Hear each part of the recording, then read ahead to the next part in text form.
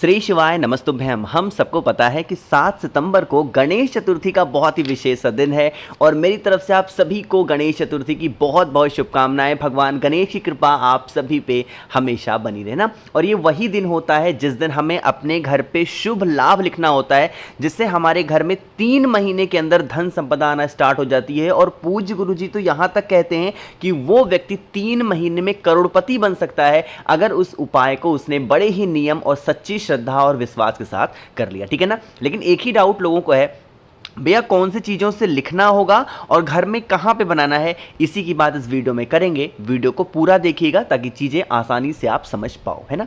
चलो स्टार्ट करते हैं। देखो, सबसे पहले मैं आपको बता दूं कि इस उपाय के लिए कोई भी चीज़ों की ज़रूरत नहीं है। कोई भी चीज़ मतलब कि कोई भी स्पेशल चीज़ आपके पास में कुछ भी हो सकता है। चाहे आपके पास में पीला चंदन है, आप वो ले सकते हो। आपके पास में लाल चंदन है, आप वो ले लो। आपके पास में हल्दी है, वो ले लो। कुमकुम है, वो ले लो। रोली है, कुछ भी आप ले सकते हो ना। जो कुछ भी आपके घर में इजीली अवेलेबल है उसको लेके एक छोटा सा आपको कटोरी लेना है और उसके अंदर जो भी चीज़ें आपने लिया है उसको डाल करके थोड़ा सा जल यानी पानी डाल के गाढ़ा सा पेस्ट बना लेना है ना। बनाने के बाद में कहीं भी बाहर जाने की ज़रूरत नहीं है। आप सभी के घरों में गणेश चतुर्थी के दिन भगवान गणेश विराजमान होते हैं। चाहे आप ला करके अलग से मूर्ति रखते हो या फिर बहुत दिनों से गणेश भगवान की मूर्ति, फोटो जो भी आपके घर में है वहाँ पे इस उपाय को कर सकते हैं, ठीक है ना। सबसे पहला काम करना है, शुभ लाभ लिखने से पहले लिखना कहां पे अभी आपको बताऊंगा। सबसे पहले शुभ लाभ लिखने से पहले एक घी का दिया गोल बत्ती का भगवान गणेश के सामने आपको प्रज्वलित करना है अपने परिवार की अच्छी कामना, उनके स्वस्थ, घर में धन संपदा के लिए। पहला काम हुआ।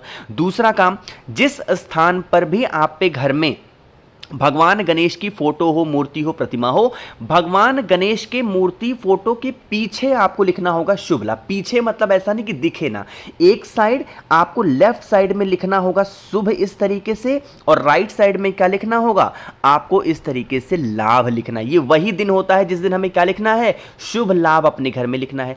शुभ लाभ लिख दिया। अब कुछ लोग ये कहते हैं, भैया हमने अपने घर में बहुत महंगे से पेंट कराए हैं, अब हम उस महंगे पेंट पे शुभ लाभ कैसे लिखें, है ना। मानते हो आप भी इस बात को। देखो, उसके लिए क्या करना, अगर मान लो कि आप शुभ लाभ नहीं लिख सकते हो या फिर जगह कम है, लिखने में दिक्कत होती है, तो एक एक बिंदी आपको क्या करनी है, गणेश भगवान को पीछे लेफ्ट साइड में और एक बिंदी क्या करनी है, राइट साइड में लगानी है। ध्यान रखिएगा, जो आप लेफ्ट साइड में बिंदी लगाओगे किसके नाम की, रिद्धि के नाम की, और जो राइट साइड में लगाओगे वो किसके नाम की, वो सिद्धि के नाम की। रिद्धि सिद्धि के नाम की बिंदी लगा दो, या फिर शुभ लाभ लिख देने से भगवान गणेश हमारे घर से कभी जाते नहीं। और जिस घर में भगवान गणेश रह जाते हैं उस घर में कौन आता है, माँ लक्ष्मी आती हैं, रिद्धि सिद्धि आती हैं, कुबेर देवता आते हैं। और जब ये सभी आप पे घरों में रहेंगे तो कभी आप पे घर में धन संपदा की कमी होगी ही नहीं, ठीक है ना। करिएगा जरूर, भूलना किसी को भी नहीं है।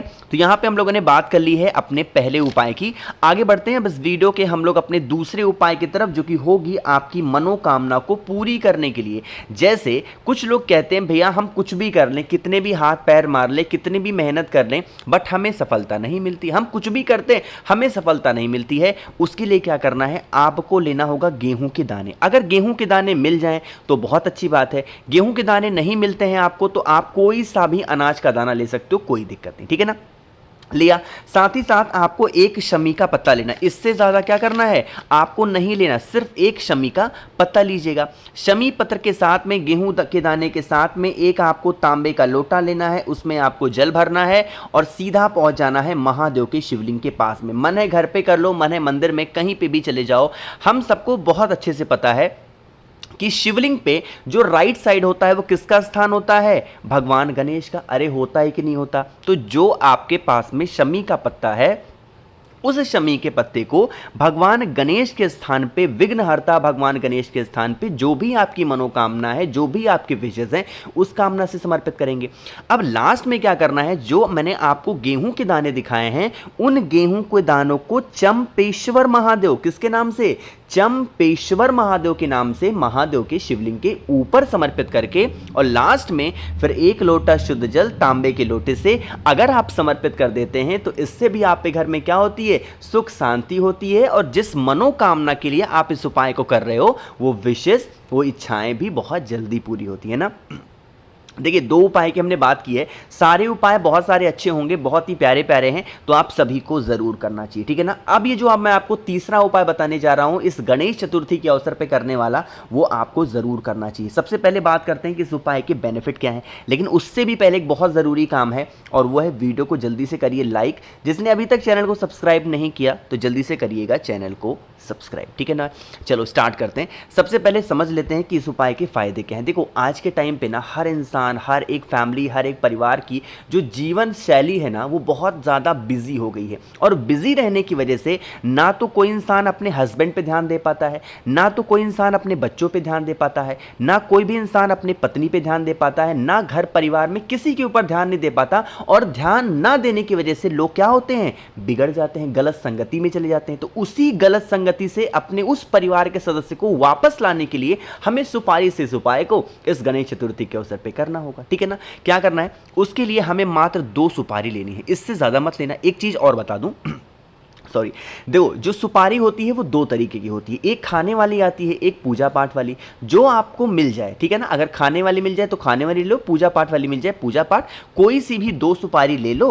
और आपको ऐसे महादेव के मंदिर में या फिर अपने ही घर पे, जहां पे दोनों लोग साथ में विराजमान हो। दोनों लोग कौन? भोले शंकर और मां पार्वती। चाहे वो किसी मूर्ति के रूप में हो, चाहे शिवलिंग हो, मूर्ति हो, चाहे किसी फोटो में हो, किसी तरीके से कैसे भी करके आपको भगवान शंकर, मां सती दोनों साथ में बैठे हुए हों, उसी स्थान पर लेके जाएंगे। एक सुपारी भोले शंकर को समर्पित करेंगे और दूसरी सुपारी माता सती को समर्पित करेंगे। उनसे हाथ जोड़ के विनती करेंगे, हे माता, हे भगवान, हमारे घर का ये सदस्य है, गलत संगति में चला गया है, यह सुपारी हम आपको समर्पित कर रहे हैं। इस आज गणेश चतुर्थी के अवसर पर आप इस सुपारी को स्वीकार करें। और जो भी व्यक्ति हमारे घर में से गलत संगति में चला गया है, वापस ही नहीं आ पा रहा है, सही दिशा ही उसको नहीं मिल पा रही है, आप उसे सही दिशा दिखाएं, जिससे हमारा घर परिवार सुख शांति और समृद्धि के साथ रह पाए ना।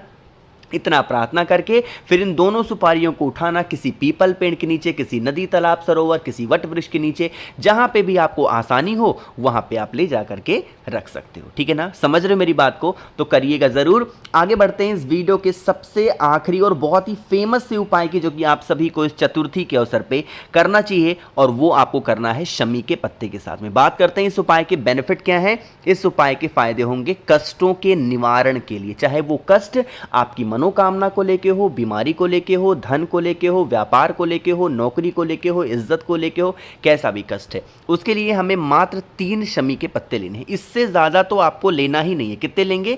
3 शमी का पत्ता लेंगे। फिर एक तांबे का लोटा लीजिएगा, उसमें जल भरिएगा अपने घर से और सीधा पहुंच जाएंगे महादेव के शिवलिंग के पास में। मन है घर पे कर लो, मन है मंदिर में करो, है ना?